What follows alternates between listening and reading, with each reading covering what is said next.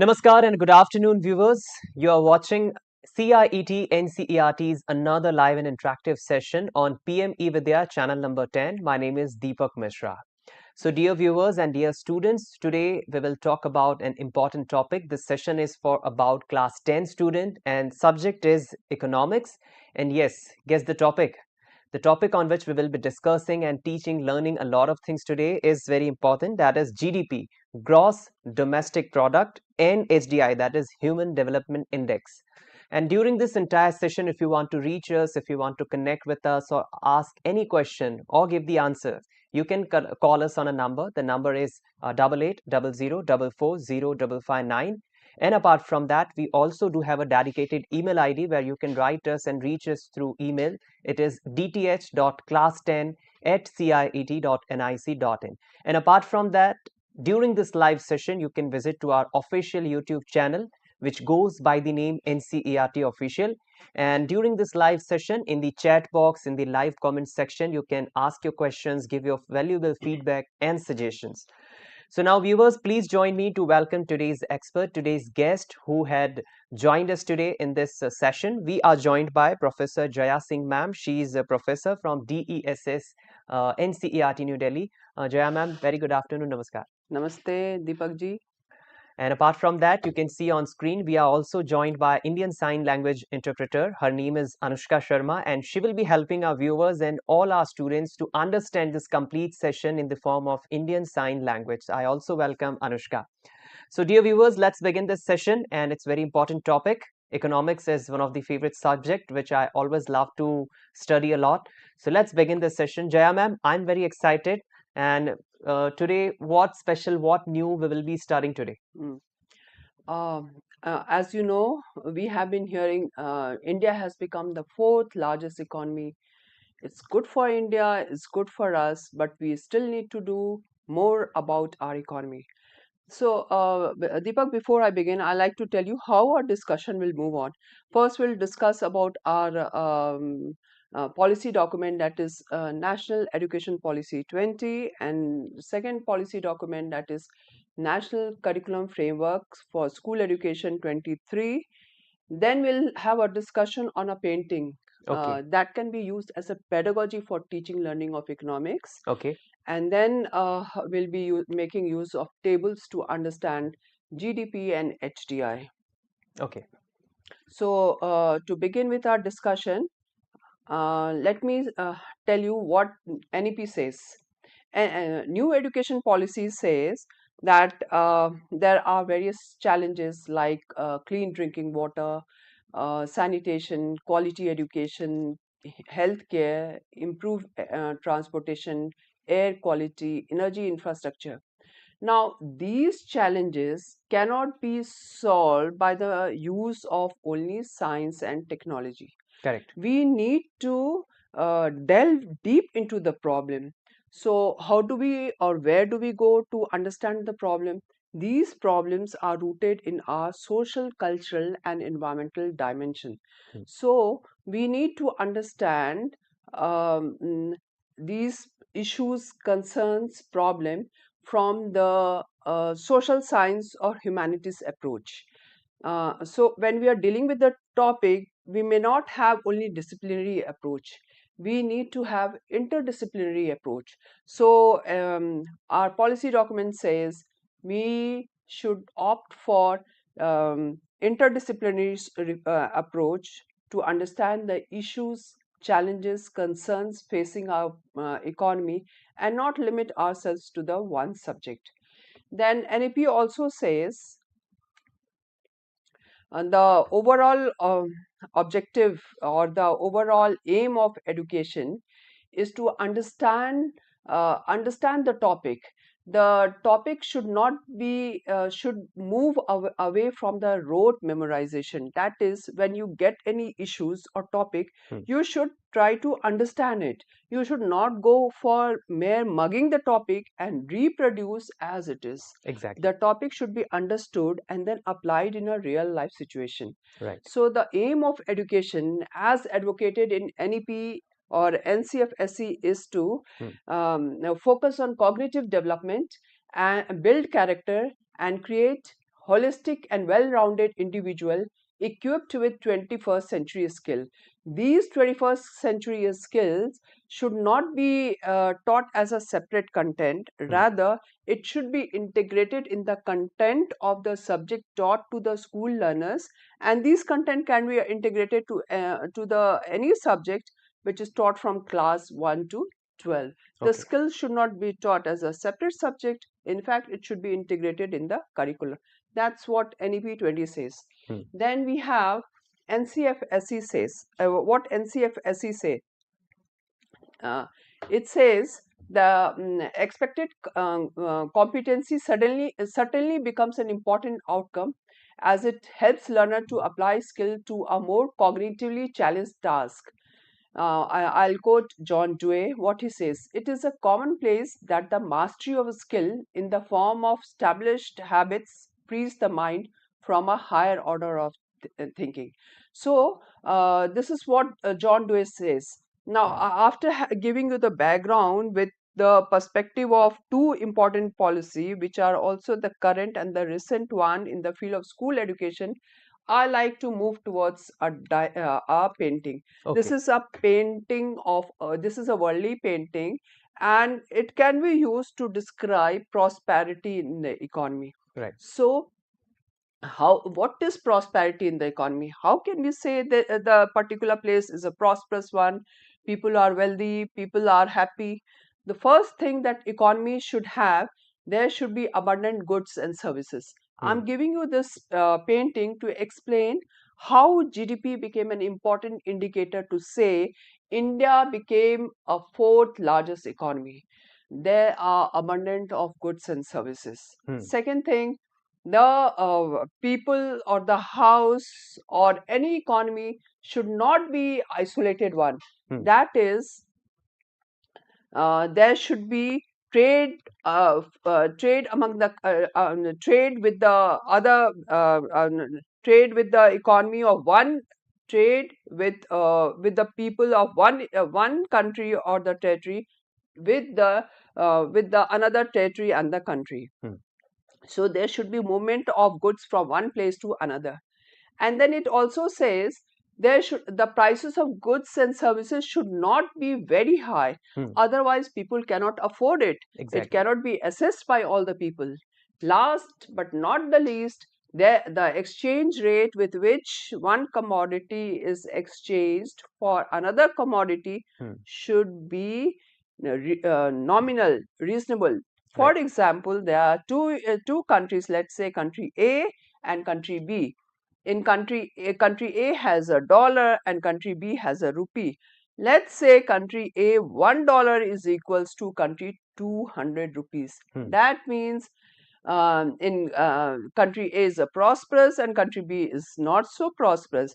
So there should be balance between the exchange rate between the two countries. It should not be allowed to have a high exchange rate and in the other country should have a low exchange rate. There should be some nominal, some parameters based on which exchange rate can be decided. So there should be abundant goods and services. The country should trade with another country. Third, the prices of the goods should not be high. And last, exchange rate management should be done. Now, I'm coming down to the question which teacher often ask. How can we teach this topic? Should we rely on the textual information or how do we go beyond the textbooks? What can be the other resources which we can use to teach the school children? I must tell you, there are plenty of resources. One such resource can be newspaper, and newspaper can be used as a pedagogy both in the rural areas as well as in the urban areas. So I'll be reading out 4 newspaper cutting from the 4 different newspapers. One newspaper cutting says, India rise to the 4th largest economy.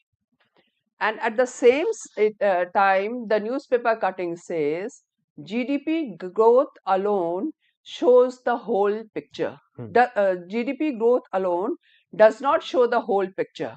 Then the second point says, comparison based solely on absolute GDP offer limited insights into the lived realities of the people. That is, if a country has a high GDP, does not mean the country also in that particular country, people are prosperous, people are happy, because the high economy indicated through the GDP does not reflect the prosperity enjoyed by the people.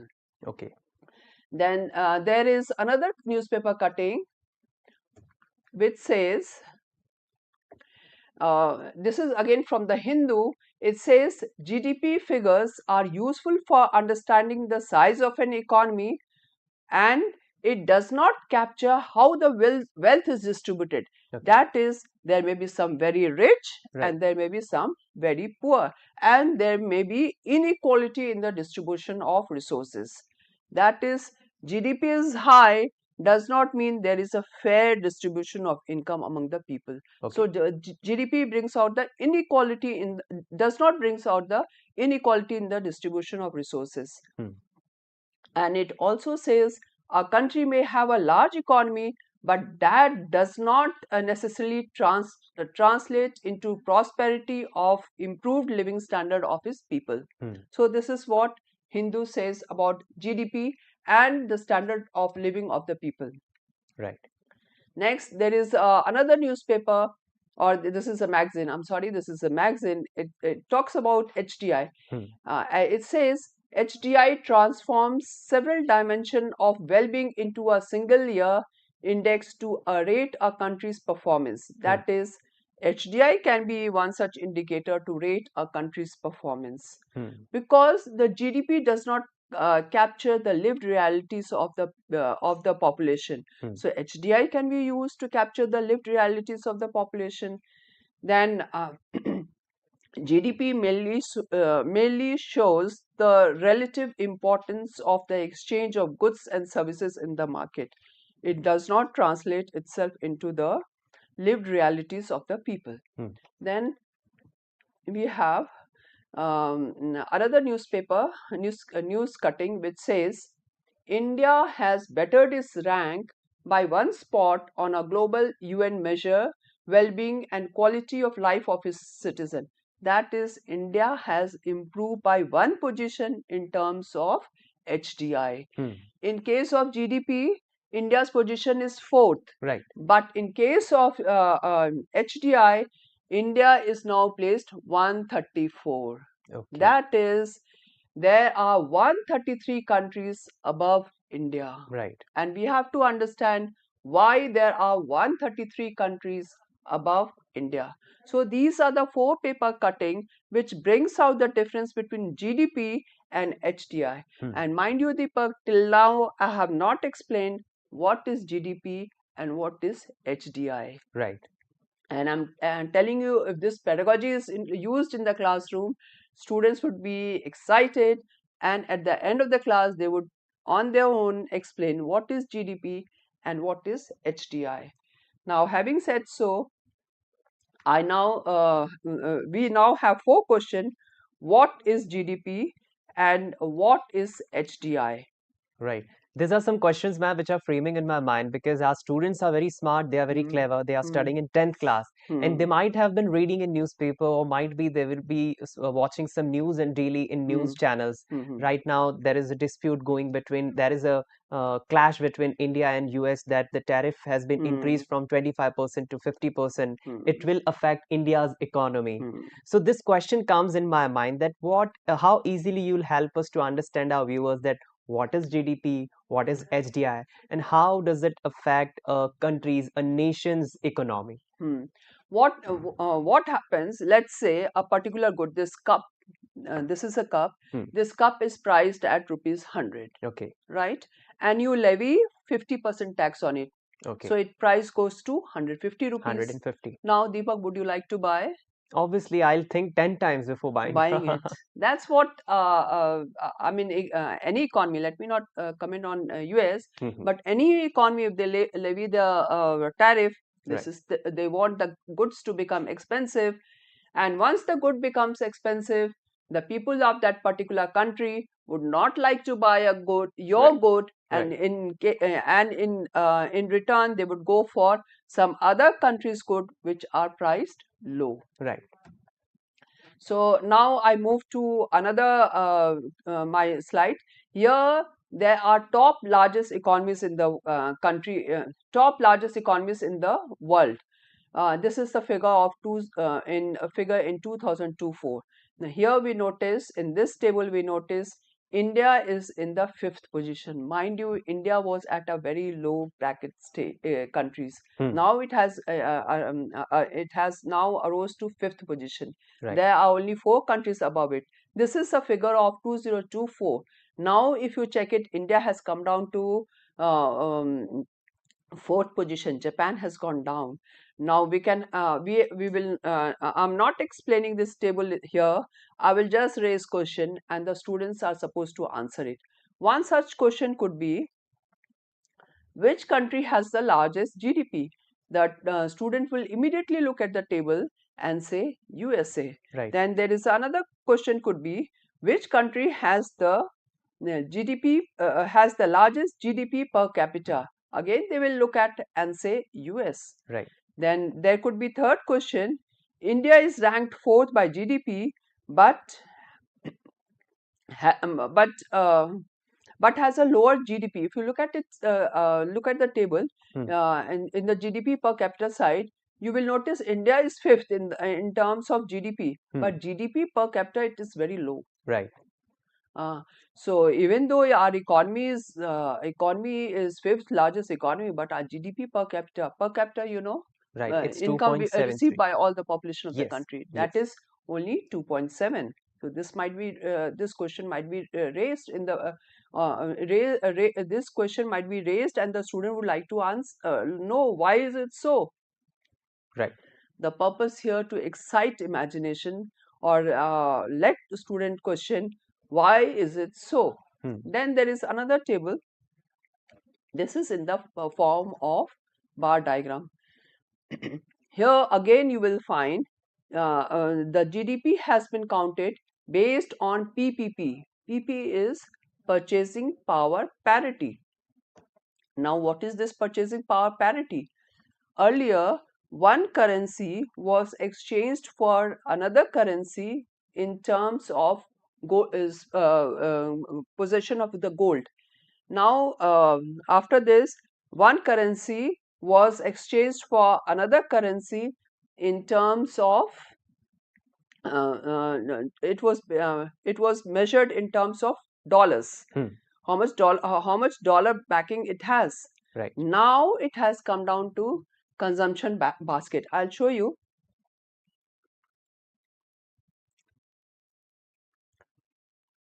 Yeah, this is India's consumption basket. Food and beverages, housing utilities, services, healthcare, recreation, transport, durable goods, right? And this is I think US we have I think excluded US consumption basket, which has no, sorry, US basket is there. Okay. And we can compare India's basket with the US basket. Now, in terms of food and beverages, you find India is giving high weight to food and beverages, Right. but US is giving low weight to the food and beverages. In case of housing, India gives less importance, but US gives high importance. Right. Then, in case of services, India is giving less than half, and US is giving more important. So we compared the weight given to each items in the consumption basket, and weight is given or decided by the country, and then we compare the weights, and based on the based on the weights of the item, we fix the purchasing power parity index. Right. If I compare the India and US basket, which we were seeing in that picture, I'll request you, ma'am, please show that picture once again. So, except food and beverages, I can see India is making just 30 to 40%, and America is lower than 7 to 14%. Apart from food and beverages, US is higher in every fraternity, whether it's housing, whether it's services, healthcare. fine, you have the table, you can go through it. I Right. just want to say, before it gets over, Hmm. that in Human Development Index, you can find India position is 129. This is 2018 figure, and the parameters which with which India's position has been decided as 129 is life expectancy, that is, what is how many years in India people are expected to live. Second one is what is the minimum years of schooling in India, Hmm. and what are the health facilities available to the people in India. Right. So based on this, HDI has been drawn, and you find India's position is 1029 in the year 2018. Now it has come down to 131 or 134 in 2024 or Right. 2025. So you can see, this is a table, and you can see how in the case of India, GDP is high, Right. but Human Development Index for India is not so high. So we need to work on each and every individual. After all, our population is an asset for the economy. Right. This question was coming in my mind, ma'am, and since Mm, I think our students who are watching this session live, they would also be thinking about that because mm, our population is like, I think it has crossed now to mm, 150 crore above, mm, and US population is like somewhere near 30-35 crore, if I'm not mm. wrong. So Yeah. this is a major difference why Mm, the GDP, India's GDP is higher. mm, But when we talk about Human Development Index, that is HDI, it comes to like 134 place, mm, 133 countries, 133 nations are above India. yeah.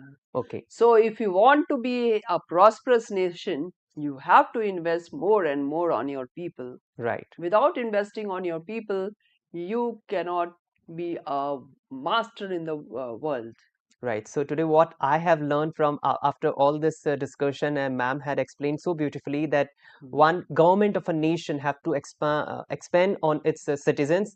And just think, if individual citizens' income rises, obviously the economy, the nation's GDP, it will also increase. And since we are talking about HDI as well, Human Development Index, that bar figure will also rise to some above nations. So since we are running lack of time, we can't go ahead and talk much more about today's topic. But yes, we had learned and we have discussed a lot of things today, especially on GDP and HDI. Now, I would like to give thanks to Professor Jaya ma'am for joining us thank and you. coming in this session. Thank you, ma'am. Thank you so much. And I would also like to thank Anushka Sharma. She's an Indian Sign Language interpreter who helped our viewers to understand this complete session in the form of Indian Sign Language. Thank you, Anushka.